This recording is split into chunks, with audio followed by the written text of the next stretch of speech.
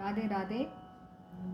कलये सुन्दराकारं सदैकप्रियदर्शनम् अज्ञाननाशकं देवं सद्गुरुं मुरलीधरं मुरलीमण्डितकरकमलं मुनिजनमोहनं व्यत्यस्तपादं वनमालाधारिणं प्रेमभक्तमण्डलनित्यकीर्तितं श्रीप्रेमिकवरदम् आश्रयेऽहम् जन्माद्यस्य यतोऽन्वयादितरतश्चार्थेष्वभिज्ञस्वराट् तेने ब्रह्महृदायादिकवये मुह्यन्ति यत्सूरयः तेजो वारिमृदां यथा विनिमयो यत्र त्रिसर्गो मृषा धाम्ना स्वेन सदा निरस्तकुहकम् सत्यं परं धीमहि धर्मः प्रोज्झितकैतवोऽत्र परमो निर्मत्सराणां सतां वेद्यं वास्तवमत्र वस्तु शिवदं तापत्रयोन्मूलनं श्रीमद्भागवते महामुनिकृते किं वा परैरीश्वरः सद्यो हृद्यवरुध्यतेऽत्र कृतिभिः शुश्रूषुभिस्तत्क्षणात् निगमकल्पतरोर्गलितं फलं शुकमुखादमृतद्रवसंयुतं पिबत भागवतं रसमालयं मुहुरहो रसिका भुवि भावुकाः यं प्रव्रजन्तमनुपेतमपेतकृत्यं द्वैपायनो विरहकातराजुहाव पुत्रेति तन्मयतया तरवोऽभिनेदुः तं सर्वभूतहृदयं मुनिमानतोऽस्मि यस्वानुभावमखिल श्रुतिसारमेकम् अध्यात्मदीपमतितितीर्षतां तमोऽन्धं संसारिणां करुणयाः पुराणगुह्यं तं व्याससूनुमुपयामि गुरुं मुनीनां नारायणं नमस्कृत्य नरं चैव नरोत्तमं देवीं सरस्वतीं व्यासं ततो जयमुदीरयेत् कृष्णाय वासुदेवाय देवकी नन्दनाय च नन्दगोपकुमाराय गोविन्दाय नमो नमः कृष्णाय वासुदेवाय हरये परमात्मने प्रणतक्लेशनाशाय गोविन्दाय नमो नमः नाम संकीर्तनं यस्य सर्वपापप्रणाशनं प्रणामो दुःखशमनः तं नमामि हरिं परम्। Radhe Radhe. By the grace of our Guru Maharaj, we have been learning Srimad Bhagavata Mahapuranam, and yesterday we learned the 18th chapter where we saw how Parikshit incurs the curse of a Brahmin son. And today in this 19th chapter, what is being told is how Parikshit goes to the banks of river Ganges for Prayopavesha and how Shri Shuka Maharishi comes there. And now Suta Pauranika begins by telling that after Parikshit threw the dead snake on the neck of sage Shamika, he went back to his kingdom, and even as he entered his kingdom, he was full of remorse for what he had done. He thought, how did I do such a lowly act of insulting that great Maharishi who was so innocent and was seated in deep meditation?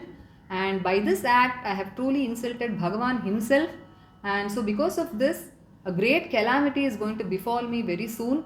But let it happen because I must not do such a thing again, once again in my life. And he thought, let the anger of the Brahmin, let it burn even my kingdom, let it burn my army, let it burn my treasury, but I should never get such a sinful thought once again in my life. And even when Parikshit was thinking like that, two of sage Shamika's disciples, they came there and conveyed to Parikshit that his son Shringi had given him a curse that he would be bitten by a snake called Takshaka from the 7th day from today and would meet his end. And Parikshit was truly happy to hear this because he thought he deserved it, and not only that, he thought this is going to be the cause for his dispassion.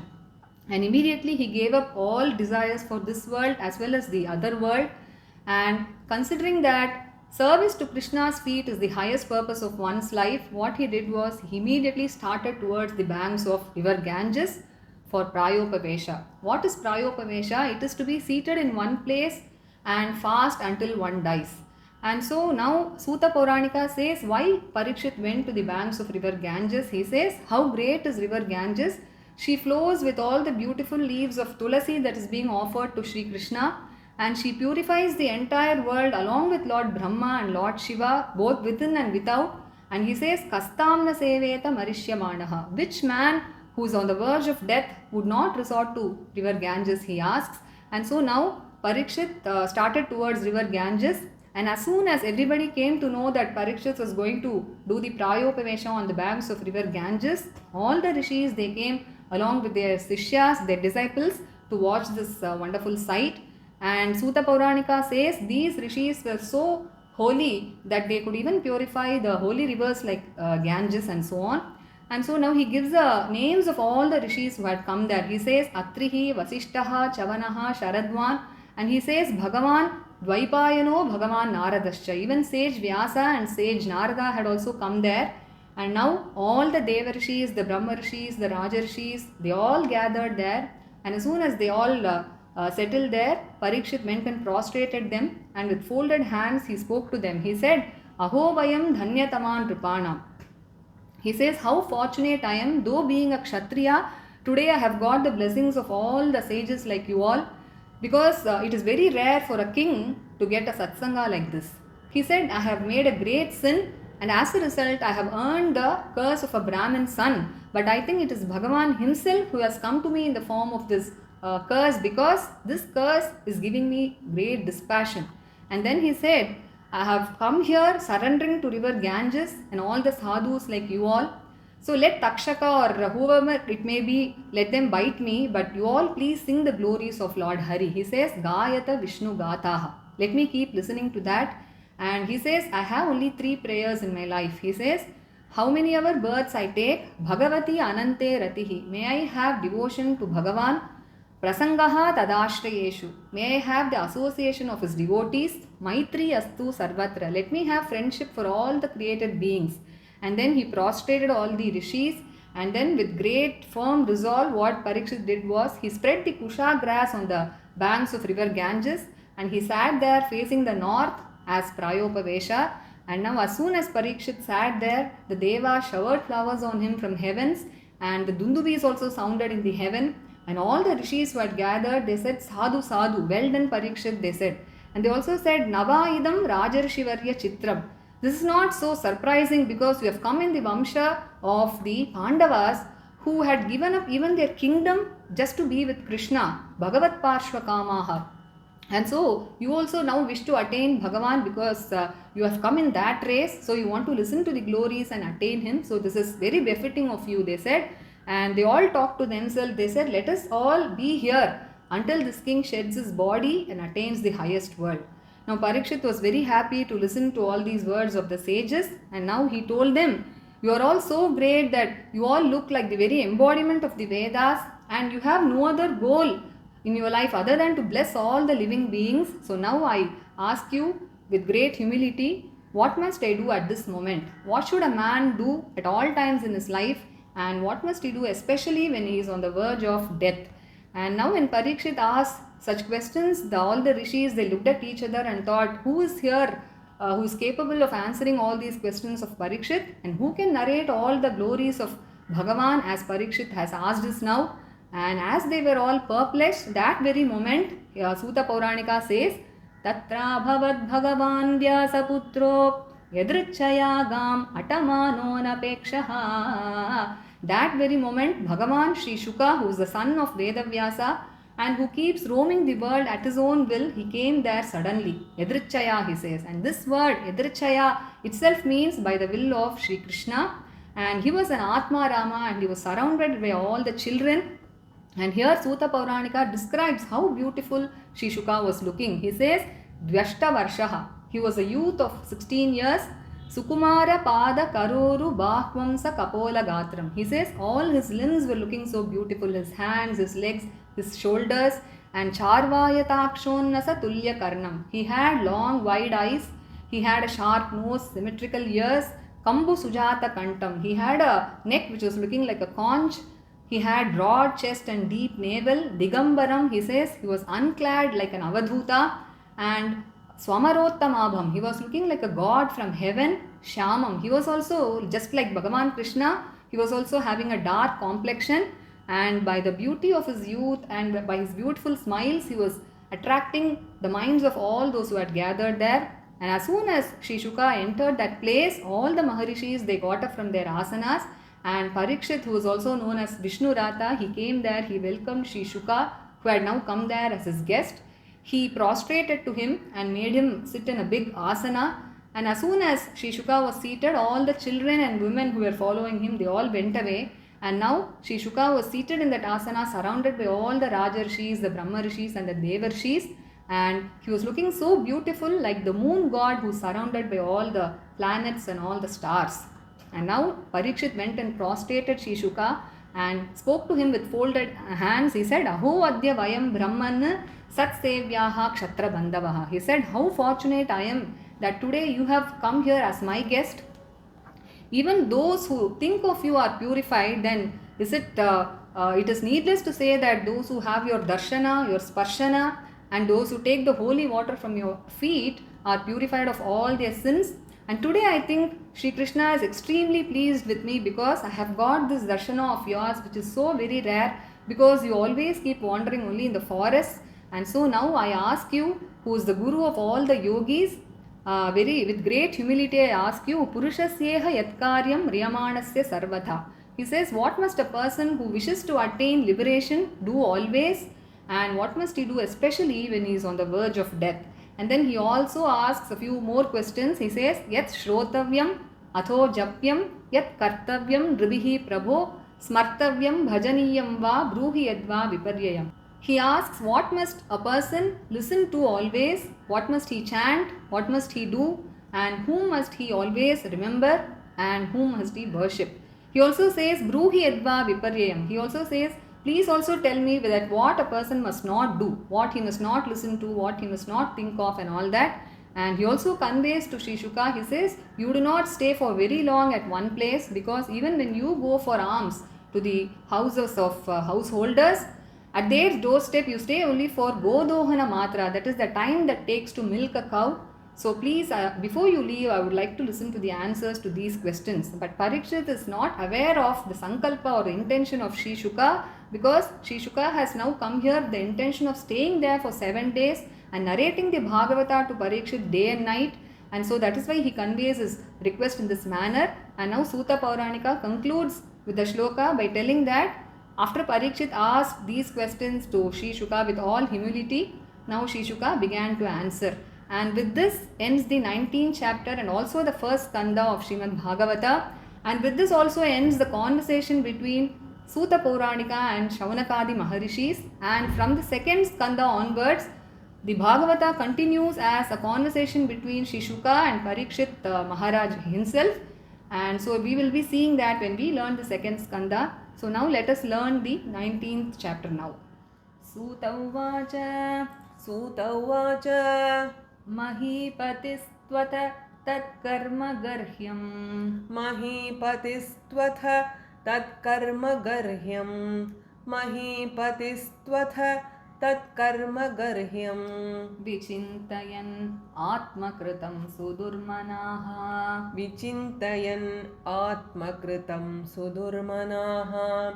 Vichintayan atmakritam sudurmanaha. Aho maya nicham anaryavat Aho maya nicham anaryavat Aho maya nicham anaryavat Niragasi brahmani gudha tejasi. Niragasi brahmani gudha tejasi.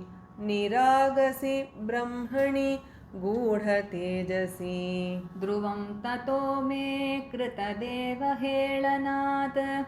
Dhruvam tato me krita deva helanat. Dhruvam tato me krita deva helanat. Duratyayam vyasanam nati dirghat. Duratyayam vyasanam nati dirghat. Duratyayam vyasanam nati dirghat. Tadastu kamam tu aghanishkritaya me. Tadastu kamam tvaghanishkritaya me. Tadastu kamam त्वघनिष्कृताय मे यथा न कुर्यां पुनरेवम् अद्धा यथा न कुर्यां पुनरेवमद्धा यथा न कुर्यां पुनरेवमद्धा अद्यैव राज्यं बलं ऋद्धकोशम् अद्यैव राज्यं बलं ऋद्धकोशम् अद्यैव राज्यं बलं ऋद्धकोशम् प्रकोपित ब्रह्मकुलानलो मे प्रकोपित ब्रह्मकुलानलो मे प्रकोपित ब्रह्मकुलानलो मे दहतु अभद्रस्य पुनर्न मे भूत् दहत्वभद्रस्य पुनर्न मे भूत् दहत्वभद्रस्य पुनर्न मे भूत् पापीयसी धीः द्विजदेवगोभ्यः पापीयसी धीर्द्विजदेवगोभ्यः पापीयसी धीर्द्विजदेवगोभ्यः सचिन्तयन् इत्थम् अथाशृणोद्यथा सचिन्तयन्नित्थम् अथाशृणोद्यथा सचिन्तयन्नित्थम् अथाशृणोद्यथा मुनेः सुतोक्तो निर्वृतिः तक्षकाख्यः मुनेः सुतोक्तो निर्वृतिः तक्षकाख्यः मुनेः सुतोक्तो निर्वृतिस्तक्षकाख्यः स साधु मेने न चिरेण तक्षकानलम् स साधु मेने न चिरेण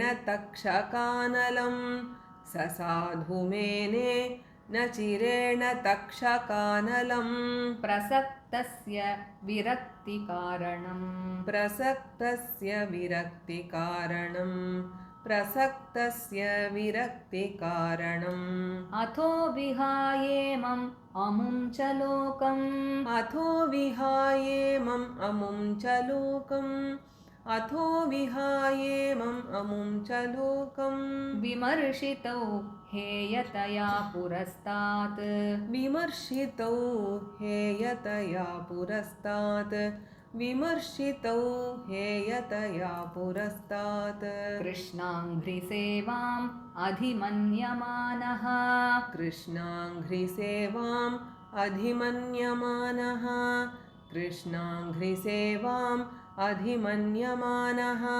उपाविशत्प्रायम् अमर्त्यनद्याम् उपाविशत्प्रायम् अमर्त्यनद्याम् उपाविशत्प्रायम् अमर्त्यनद्याम् या वै लसत् श्रीतुलसी विमिश्र या वै लसत् श्रीतुलसी विमिश्र या वै लसत् श्रीतुलसी विमिश्र कृष्णाङ्घ्रिरेणु अभ्यधिकाम्बुनेत्री कृष्णाङ्घ्रिरेण्वभ्यधिकाम्बुनेत्री कृष्णाङ्घ्रिरेण्वभ्यधिकाम्बुनेत्री कृष्णाङ्घ्रि रेणु अभ्यधिक अम्बुनेत्री कृष्ण अङ्घ्रि रेणु अभ्यधिक अम्बुनेत्री पुनाति लोकान् उभयत्र शेषान् पुनाति लोकान् उभयत्र शेषान्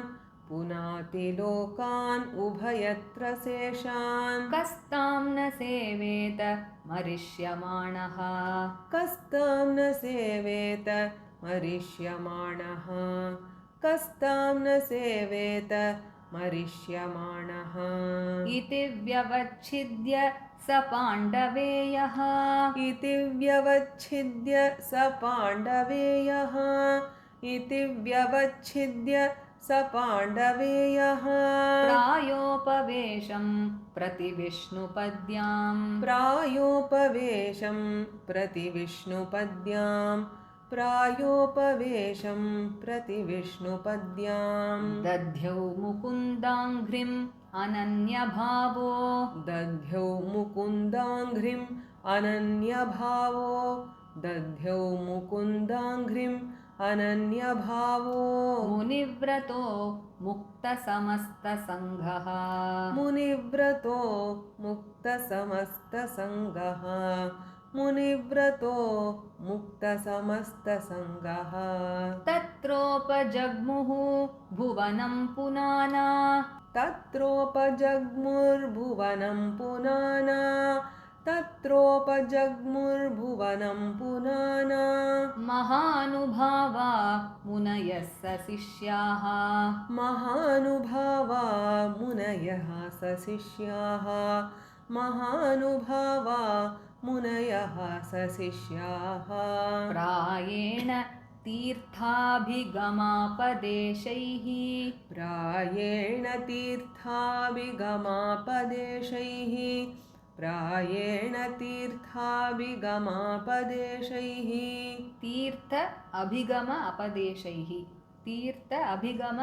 अपदेशैः स्वयं हि तीर्थानि पुनन्ति सन्तः स्वयं हि तीर्थानि पुनन्ति सन्तः स्वयं हि तीर्थानि पुनन्ति सन्तः अत्रिः वसिष्ठः च्यवनः शरद्वान् अत्रिर्वसिष्ठश्च्यवनः शरद्वान् अत्रिर्वसिष्ठश्च्यवनः शरद्वान् अरिष्टनेमिः भृगुः अङ्गिराश्च अरिष्टनेमिर्भृगुरङ्गिराश्च अरिष्टनेमिर्भृगुरङ्गिराश्च पराशरो गाधिसुतोऽथ राम पराशरो गाधिसुतोऽथ राम पराशरो गाधिसुतोऽथ राम उतथ्य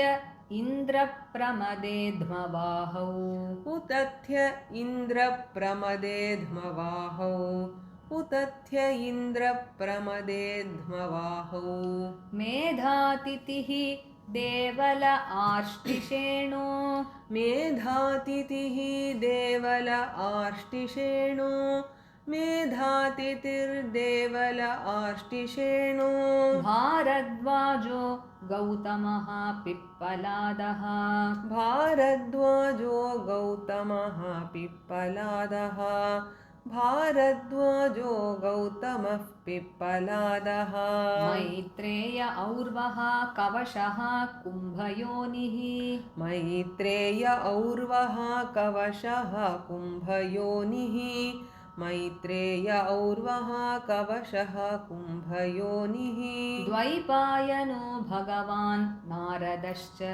द्वैपायनो भगवान् नारदश्च द्वैपायनो भगवान् नारदश्च अन्ये च देवर्षि ब्रह्मर्षिवर्या अन्ये च देवर्षि ब्रह्मर्षिवर्या अन्ये च देवर्षि ब्रह्मर्षिवर्या राजर्षिवर्या अरुणादयश्च राजर्षिवर्या अरुणादयश्च राजर्षिवर्या अरुणादयश्च नानार्षेयप्रवरान् समेतान् नानार्षेयप्रवरान् समेतान् नानार्षेयप्रवरान् समेतान् अभ्यर्च्य राजा शिरसा ववन्दे अभ्यर्च्य राजा शिरसा ववन्दे अभ्यर्च्य राजा शिरसा ववन्दे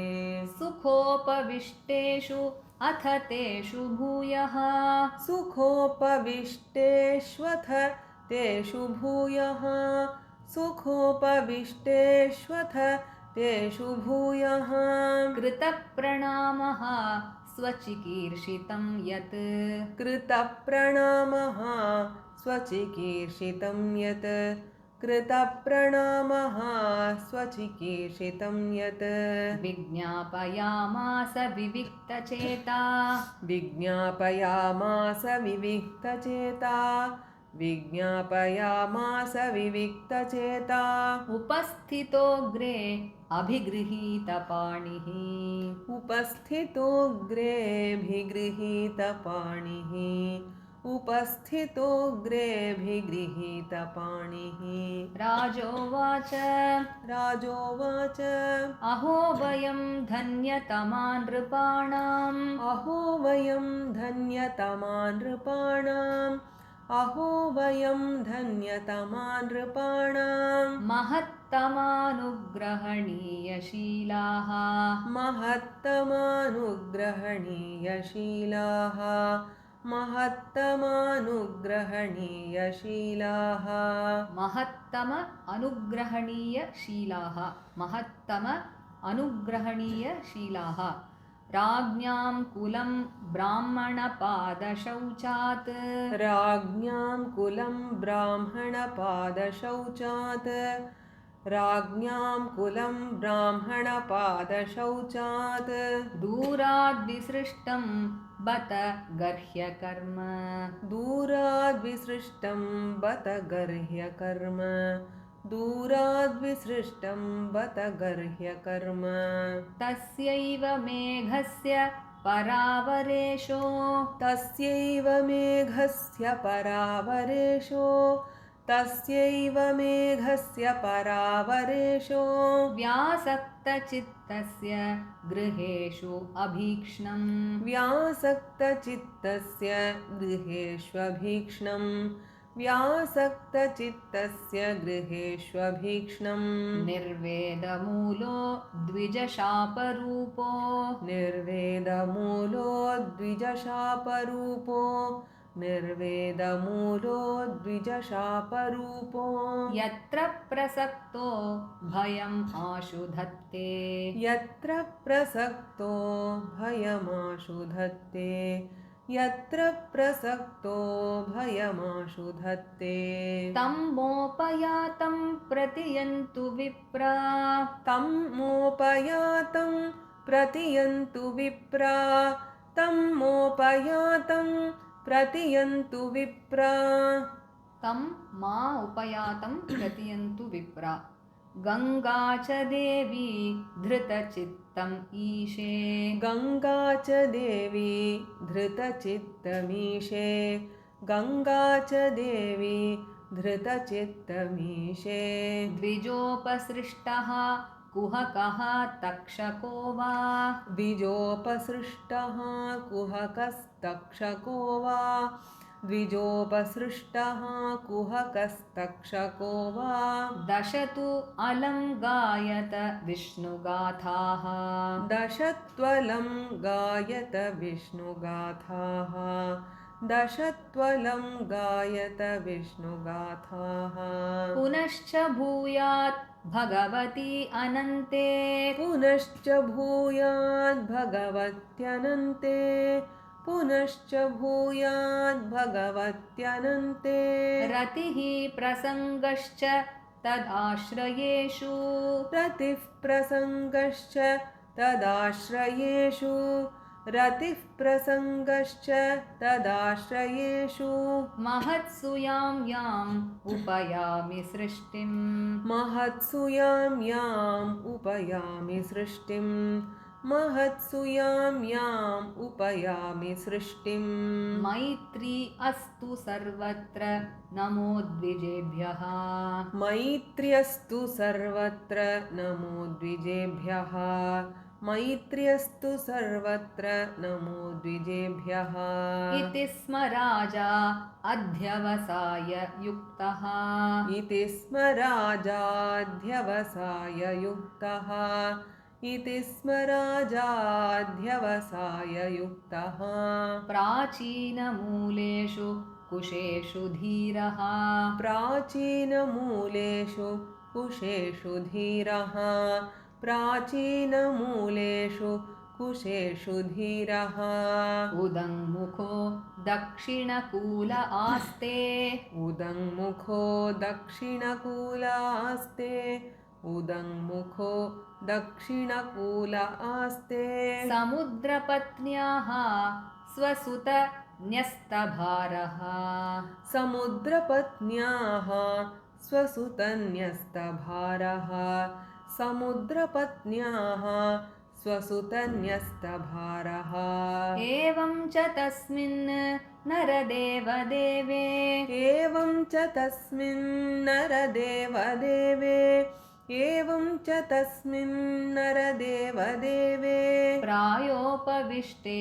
दिवि देवसङ्घाः प्रायोपविष्टे दिवि देवसङ्घाः प्रायोपविष्टे दिवि देवसङ्घाः प्रशस्य भूमौ व्यकिरन् प्रसूनैः प्रशस्य भूमौ व्यकिरन् प्रसूनैः प्रशस्य भूमौ व्यकिरन् प्रसूनैः मुदा मुहुः दुन्दुभयश्च नेदुः मुदा मुहुर्दुन्दुभयश्च नेदुः मुदा मुहुर्दुन्दुभयश्च नेदुः महर्षयो वै समुपागता ये महर्षयो वै समुपगताये महर्षयो वै समुपगताये प्रशस्य साधु इति अनुमोदमानाः प्रशस्य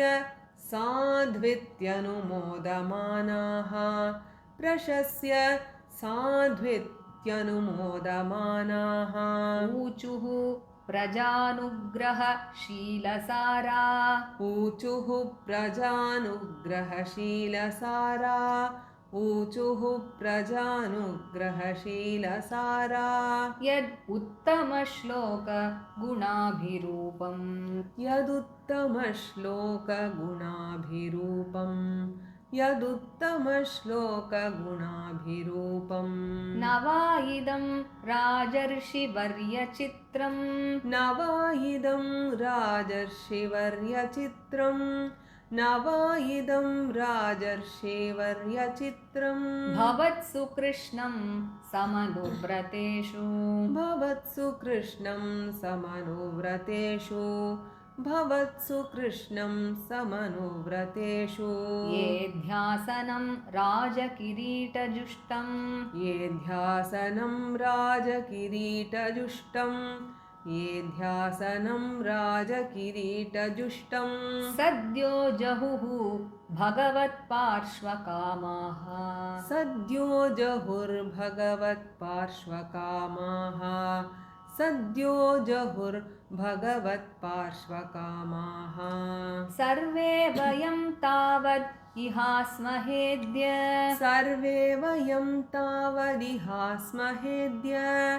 सर्वे वयं तावदिहास्महेद्य कलेवरं यावद् असौ विहाय कलेवरं यावदसौ विहाय कलेवरं यावदसौ विहाय लोकं परं विरजस्कं विशोकं लोकं परं विरजस्कं विशोकं लोकं परं विरजस्कं विशोकं यास्यति अयं भागवतप्रधानः यास्यत्ययं भागवतप्रधानः यास्यत्ययं भागवतप्रधानः आश्रित्य तद् ऋषिगणवचः परीक्षित् आश्रित्य तदृषिगणवचः परीक्षित् आश्रित्य तदृषिगणवचः परीक्षित् समं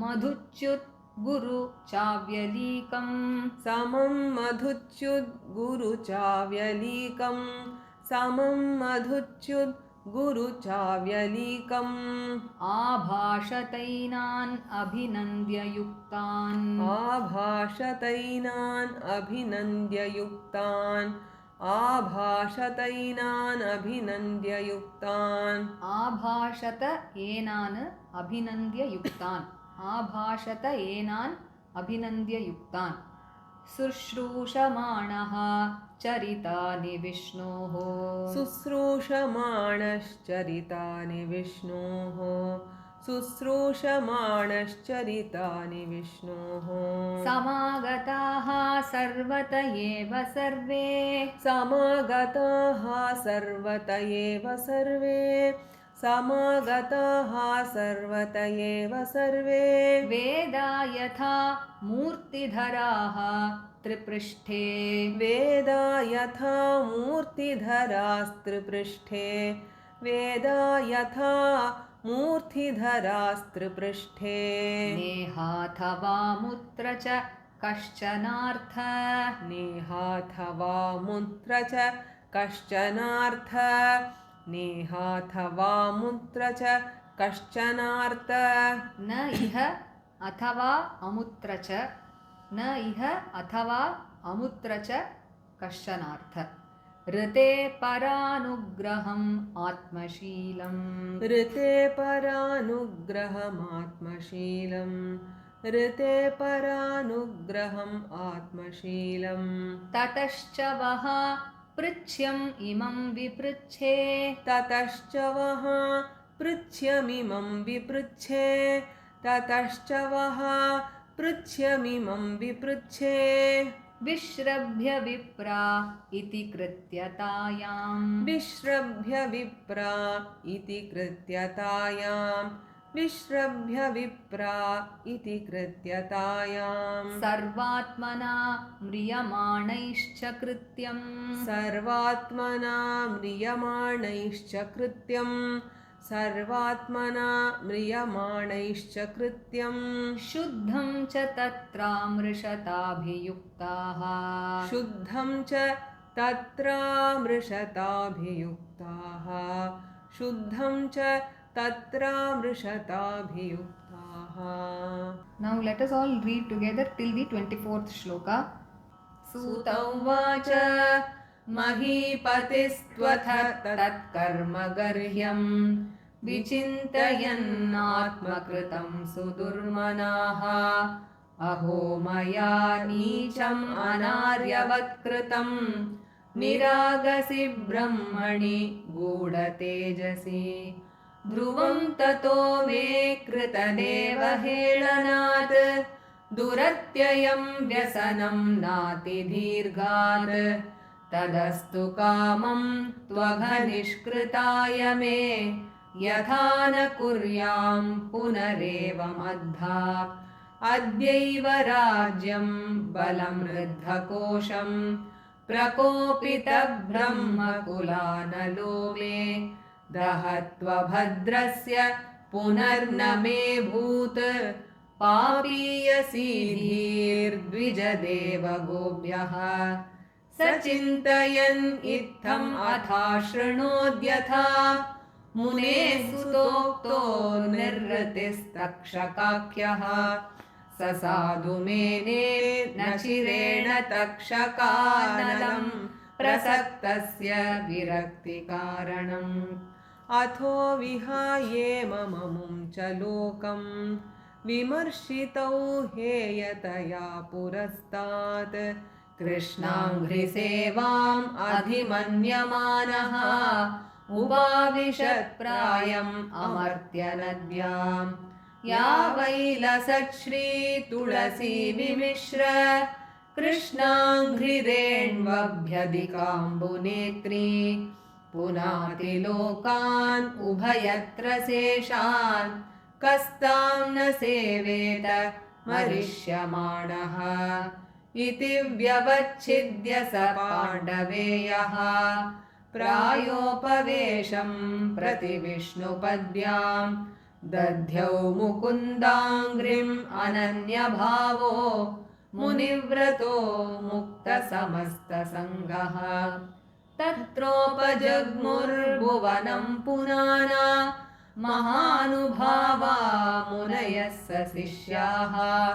प्रायेण तीर्थाभिगमापदेशैः स्वयं हि तीर्थानि पुनन्ति सन्तः अत्रिर्वसिष्ठः च्यवनः शरद्वान् अरिष्टनेमिर्भृगुरङ्गिराश्च पराशरो गाधिसुतोऽथ राम उतथ्य इन्द्रप्रमदेर्मवाहौ मेधातिथिर्देवल आष्टिशेणो भारद्वाजो गौतमः पिप्पलादः मैत्रेय और्वः कवशः कुम्भयोनिः द्वैपायनो भगवान् नारदश्च अन्ये च देवर्षि ब्रह्मर्षिवर्या राजर्षिवर्या अरुणादयश्च नानाशेयप्रवरान् समेतान् अभ्यर्च्य राजा शिरसा ववन्दे सुखोपविष्टेष्वथ तेषु भूयः कृतप्रणामः स्वचिकीर्षितं यत् विज्ञापयामास विविक्तचेता उपस्थितोऽग्रेऽभिगृहीतपाणिः राजोवाच अहो वयं धन्यतमा नृपाणां महत्तमानुग्रहणीयशीलाः राज्ञां कुलं ब्राह्मणपादशौचात् दूराद्विसृष्टं बत गर्ह्यकर्म तस्यैव मेघस्य परावरेशो व्यासक्तचित्तस्य गृहेष्वभीक्ष्णं निर्वेदमूलो द्विजशापरूपो यत्र प्रसक्तो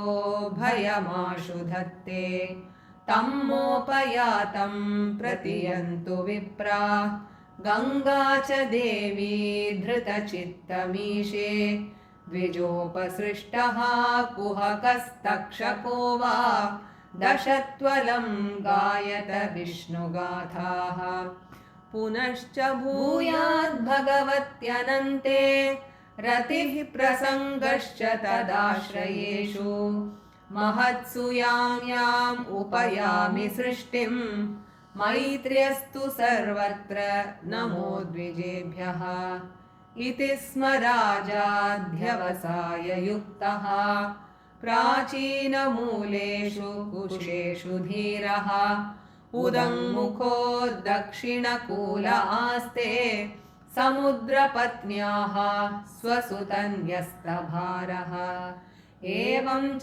तस्मिन् नरदेवदेवे प्रायोपविष्टे दिवि देवसङ्घाः प्रशस्य भूमौ व्यकिरन् प्रसूनैः मुदा मुहुर्दुन्दुभयश्च नेदुः महर्षयो वै समुपागता ये प्रशस्य साध्वित्यनुमोदमानाः ऊचुः प्रजानुग्रहशीलसारा यदुत्तमश्लोकगुणाभिरूपम् न वा इदं राजर्षिवर्यचित्रं भवत्सु कृष्णं समनुव्रतेषु ये ध्यासनं राजकिरीटजुष्टं सद्यो जहुर्भगवत्पार्श्वकामाः सर्वे वयं तावदिहास्महेद्य कलेवरं यावदसौ विहाय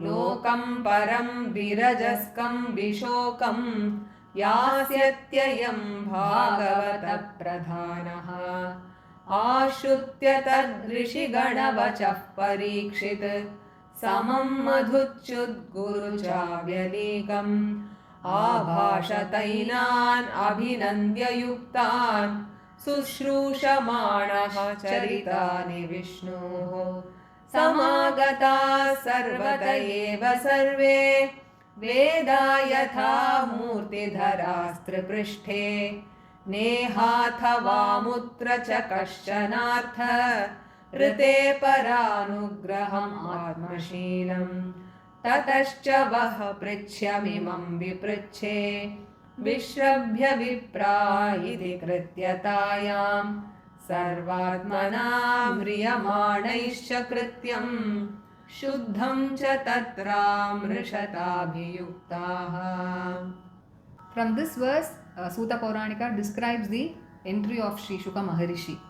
तत्राभवत् भगवान् व्यासपुत्रो तत्राभवद् भगवान् व्यासपुत्रो तत्राभवद् भगवान् व्यासपुत्रो तत्र अभवत् भगवान् व्यासपुत्रो यदृच्छया गाम् अटमानो अनपेक्षः यदृच्छया गाम् अटमानोऽनपेक्षः यदृच्छया गाम् अटमानोऽनपेक्षः अलक्ष्यलिङ्गो निजलाभतुष्टो अलक्ष्यलिङ्गो निजलाभतुष्टो अलक्ष्यलिङ्गो निजलाभतुष्टो वृतश्च बालैः अवधूतवेषः वृतश्च बालैरवधूतवेषः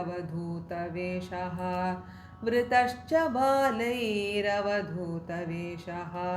तं द्व्यष्टवर्षं सुकुमारपाद तं द्व्यष्टवर्षं सुकुमारपाद तं द्व्यष्टवर्षं सुकुमारपाद द्व्यष्टवर्षं करोरुबाह्वंस कपोलगात्रम् करोरुबाह्वं सकपोलगात्रं करोरुबाह्वं सकपोलगात्रं कर ऊरु बाहु अंस कपोलगात्रम् कर ऊरु बाहु अंस कपोलगात्रम् चार्वायताक्षोन्नसतुल्यकर्ण चार्वायताक्षोन्नसतुल्यकर्ण चार्वायताक्षोन्नसतुल्यकर्ण चारु आयताक्ष उन्नस तुल्यकर्ण चारु आयताक्ष उन्नस तुल्यकर्ण सुभ्रुवाननं कम्बु सुजातकण्ठम् सुभ्रुवाननं कम्बुसुजातकण्ठं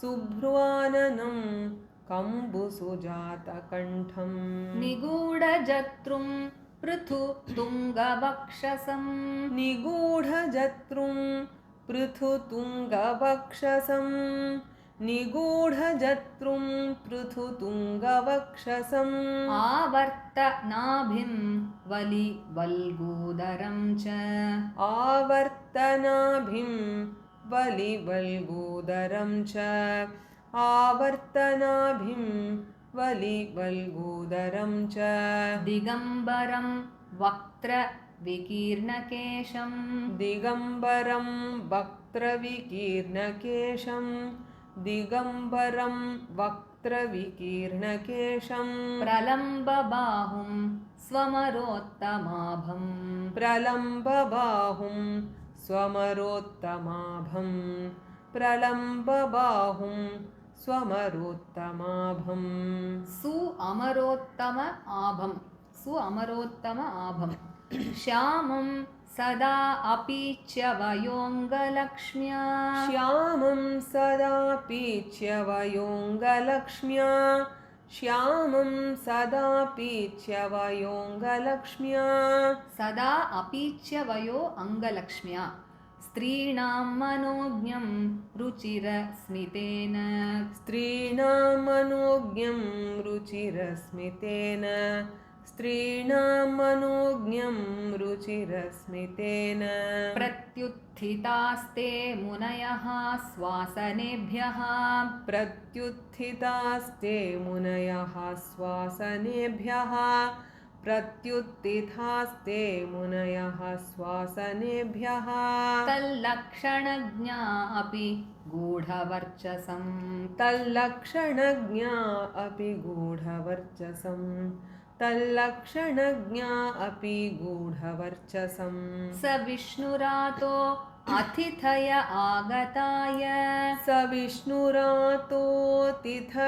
आगताय स विष्णुरातोतिथय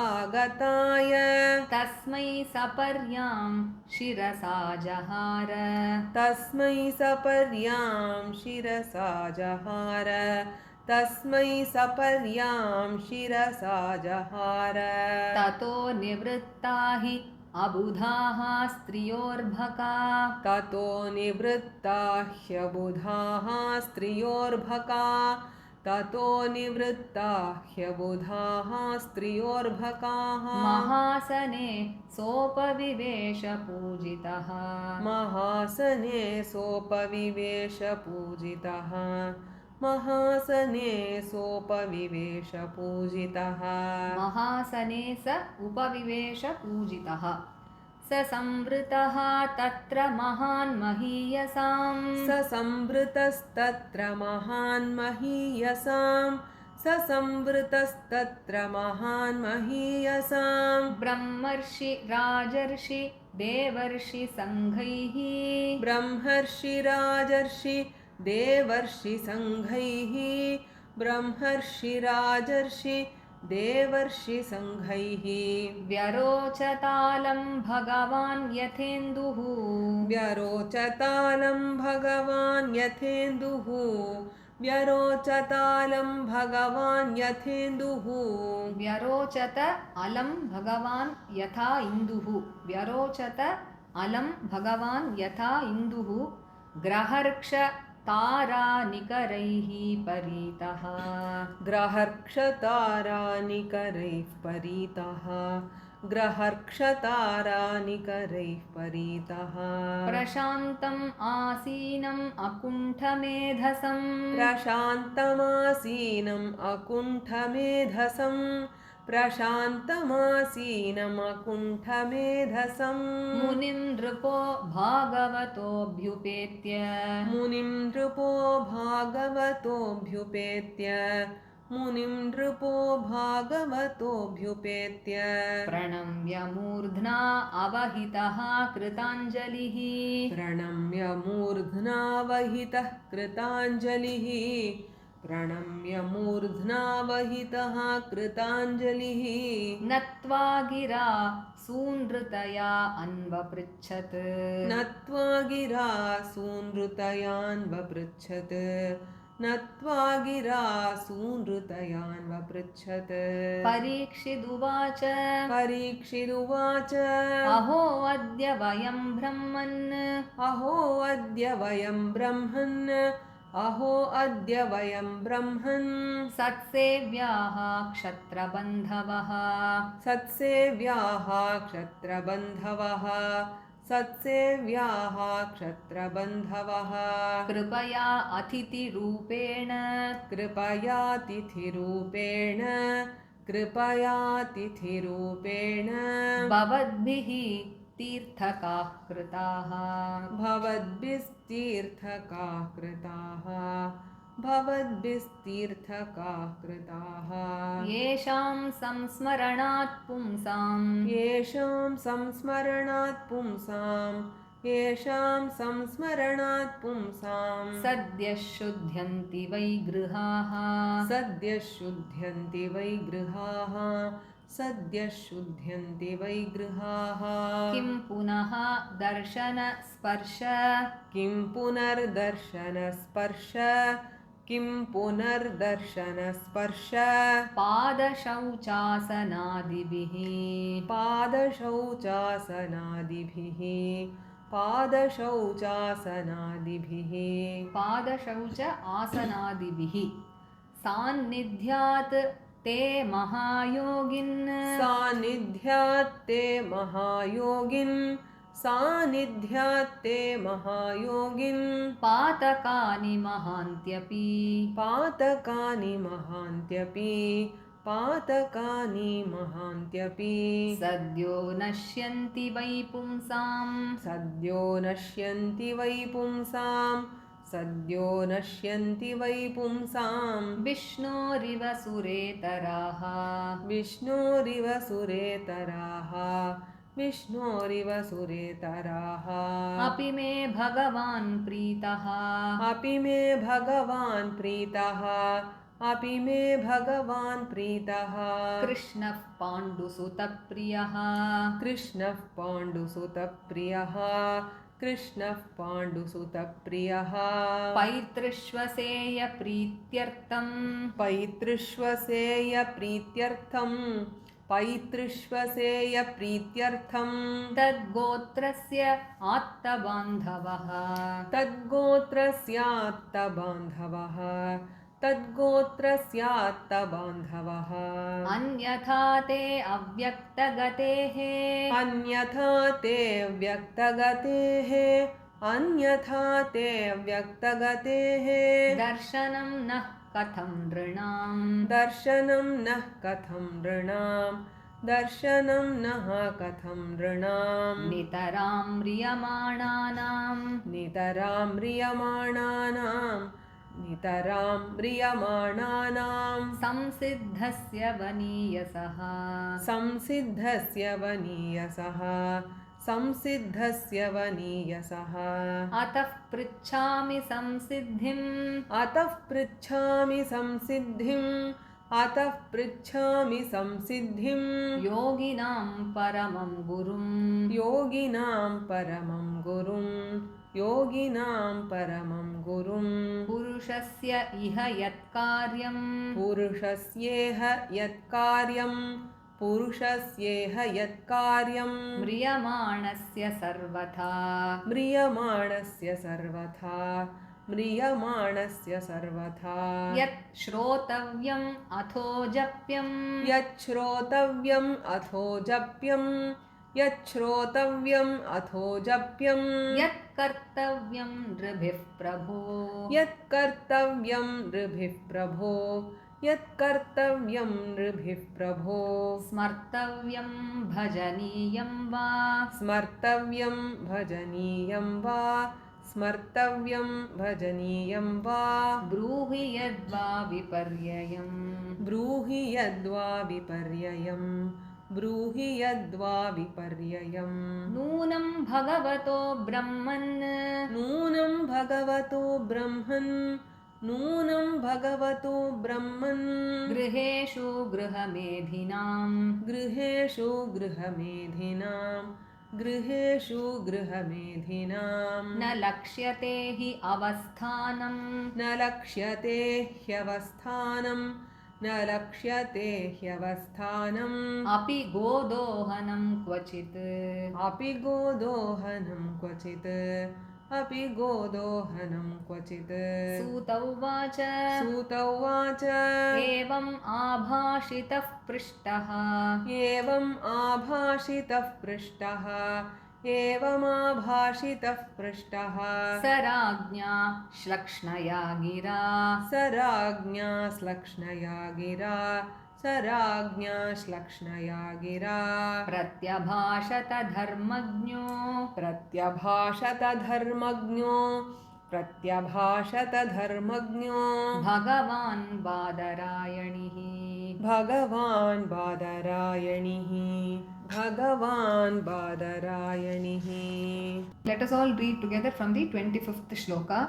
तत्रा भगवद्भगवान् व्यासपुत्रो यदृच्छया गाम् अटमानो नपेक्षः अलक्ष्यलिङ्गो निजलाभतुष्टो वृतश्च बालैरवधूतवेषः तं द्व्यष्टवर्षं सुकुमारपाद करोरुबाह्वं सकपोलगात्रं चार्वायताक्षोन्नसतुल्यकर्ण शुभ्राननं कम्बुसुजातकण्ठं निगूढजत्रुं पृथुतुङ्गवक्षसम् आवर्तनाभिं बलिवल्गोदरं च दिगम्बरं वक्त्रविकीर्णकेशं प्रलम्बबाहुं स्वमरोत्तमाभं श्यामं सदा पीच्य वयोङ्गलक्ष्म्या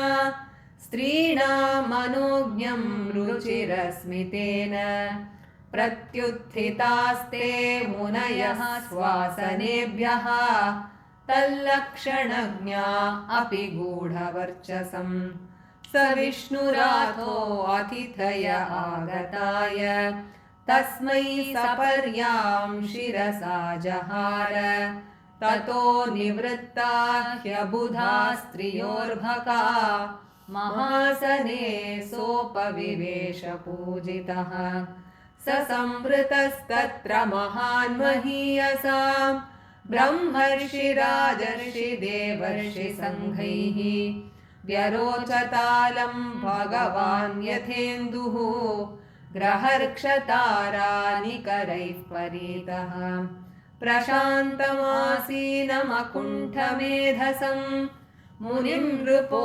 भागवतोऽभ्युपेत्य प्रणम्य मूर्ध्ना वहितः कृताञ्जलिः नत्वा गिरा सूनृतयान्वपृच्छत् परीक्षिदुवाच अहो अद्य वयं ब्रह्मन् सत्सेव्याः क्षत्रबन्धवः कृपयातिथिरूपेण भवद्भिस्तीर्थकाः कृताः येषां संस्मरणात् पुंसां सद्यः शुध्यन्ति वै गृहाः किं पुनर्दर्शनस्पर्श पादशौचासनादिभिः सान्निध्यात् ते महायोगिन् पातकानि महान्त्यपि सद्यो नश्यन्ति वै पुंसां विष्णोरिव सुरेतराः अपि मे भगवान् प्रीतः कृष्णः पाण्डुसुतप्रियः पैतृष्वसेयप्रीत्यर्थं तद्गोत्रस्यात्तबान्धवः अन्यथा ते अव्यक्तगतेः दर्शनं नः कथं नृणां नितरां म्रियमाणानां संसिद्धस्य गरीयसः अतः पृच्छामि संसिद्धिं योगिनां परमं गुरुं पुरुषस्येह यत्कार्यं म्रियमाणस्य सर्वथा यत् श्रोतव्यम् अथो जप्यं यत्कर्तव्यं नृभिः प्रभो स्मर्तव्यं भजनीयं वा ब्रूहि यद्वा विपर्ययम् नूनं भगवतो ब्रह्मन् गृहेषु गृहमेधिनां न रक्ष्यते ह्यवस्थानम् अपि गोदोहनं क्वचित् सूत उवाच एवम् आभाषितः पृष्टः स राज्ञा श्लक्ष्णया गिरा प्रत्यभाषत धर्मज्ञो भगवान् बादरायणिः इति श्रीमद्भागवते महापुराणे वैयासिक्याम् अष्टादशसाहस्र्यां पारमहंस्यां संहितायां प्रथमस्कन्धे शुकागमनं नाम एकोनविंशोऽध्यायः। श्रीहरये नमः। श्रीहरये नमः। श्रीहरये नमः। गोपिका जीवनस्मरणं गोविन्द गोविन्द। सद्गुरुनाथ महाराज की जय। The raga in which we read this chapter today is called Vrindavana Saranga. The next week, like we had already announced, let us all read together the first skanda in all the 4 sessions together, and from the next week onwards, after that, we shall start learning the second skanda. Radhe Radhe.